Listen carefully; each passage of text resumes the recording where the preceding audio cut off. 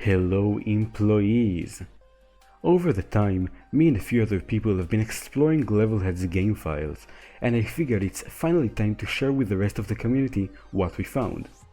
In this multi-part series, I will explore some of the unreleased content that never actually made it into the final version of the game. Maybe the devs will decide to add them in the future, but until then, the only way to access those features is by modding, so normally, the things we'll see are not available and we can't use them in our levels, but what we can do is just play around with them offline and see the cool things they do. In this video, I'm going to take a look at one of 3 extra game modes hidden deep inside the game files. We actually knew about them from posts and screenshots sent by the devs mostly on Discord, and also other people data mining the game files in the past. The first game mode is Scooter mode, also known as Rush Delivery, and it turns GR18 into a scooter.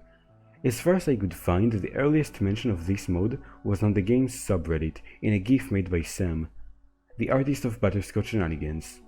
In the GIF or GIF, we can see Scooter GR18 hitting a green speed boost and then sort of an anti-speed red one which slows it down.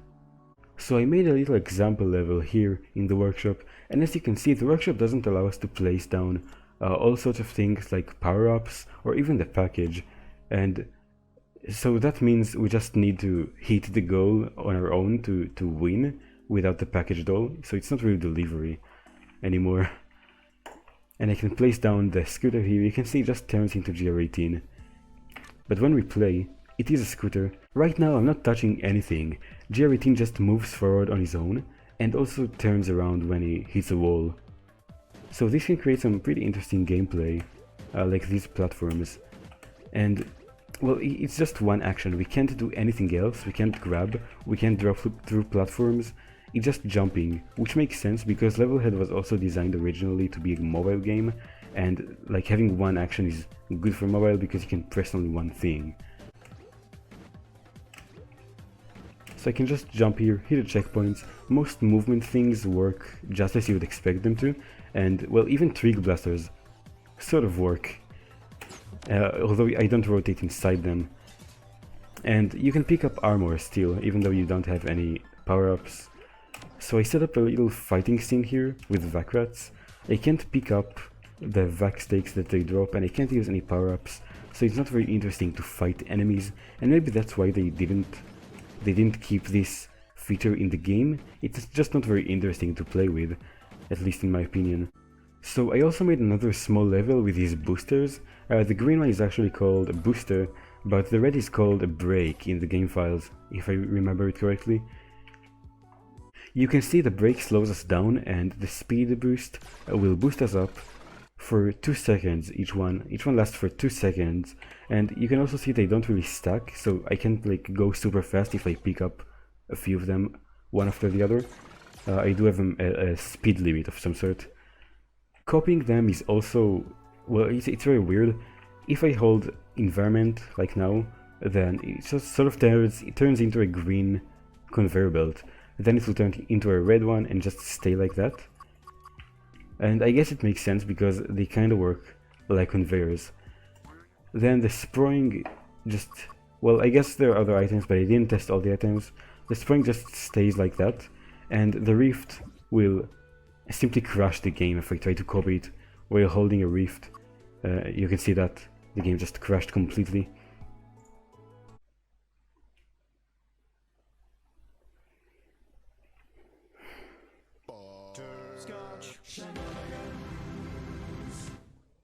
So earlier I showed you that the editor won't allow us to place power-ups in scooter level, but I decided to try it anyway by placing them manually. So I did manage to put power-ups inside the level by doing some workarounds. At first I was a little nervous because I thought it's gonna crash or something. Actually I just absorb the power-up and it doesn't do anything. But then I thought, I mean, it doesn't look like I'm actually a tiptoe now, but I thought maybe I should still try and do some tiptoey things, and to my surprise it worked, so I can actually turn into a bush here.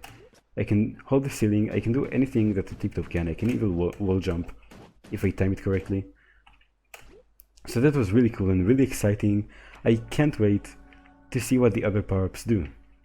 The next one that I tried was the Waylay, and the Waylay is really cool. You can sort of do those dashes, and they feel very natural with a scooter. Although when you hit the wall, you just keep going to the same direction, so that felt a bit weird.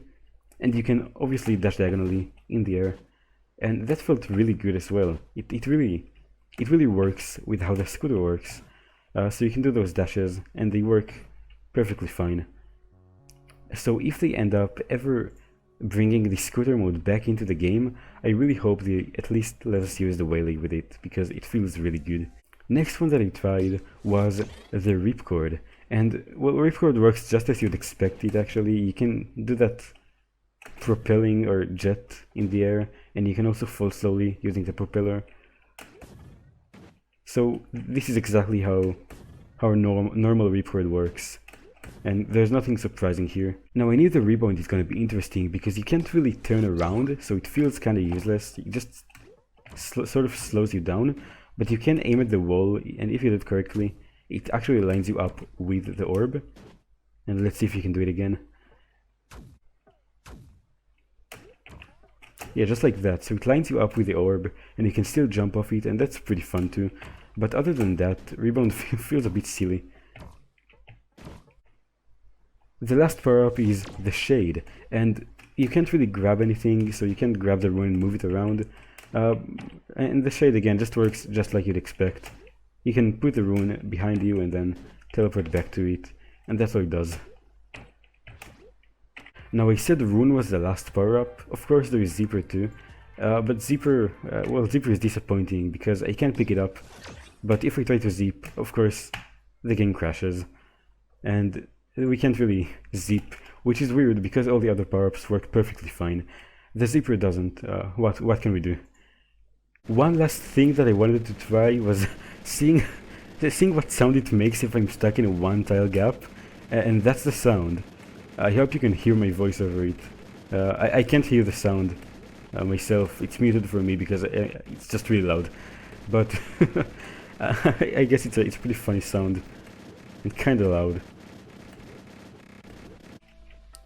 So that's it for the first episode. I hope you really enjoyed this sort of video. I'm not used to making commentary on videos, but I'm starting to get into it and sort of get the hang of it. This video is going to be really short, I guess. I'm showing only the scooter mode because editing is really hard and it's not my thing. So I'm going to keep each video short, and hopefully it will make it a bit more approachable. So in the next video, my plan is to show you the 2 other game modes that are available in the game, and after that I have a few really fun features which were never released, and I can show them in separate videos on their own. But for this time, this is it. If you have any ideas for things that I can try with the scooter, which I didn't, feel free to leave them in the comments, and I will reply with the results. There is also one small thing that I forgot to show you. Actually, if we try to create a level in the editor, we can see this normal GR18 and a package here, but if the last level that we opened was a scooter level, then we'll see it has a cute little replacement sort of GR18 here, and I guess it's the same for the other game modes too, but I didn't check it yet. And we also get this cute running icon. But that's it. We can't really press it to change game mode, sadly, which I think that was the original intention. But this is just a really cute detail that they had.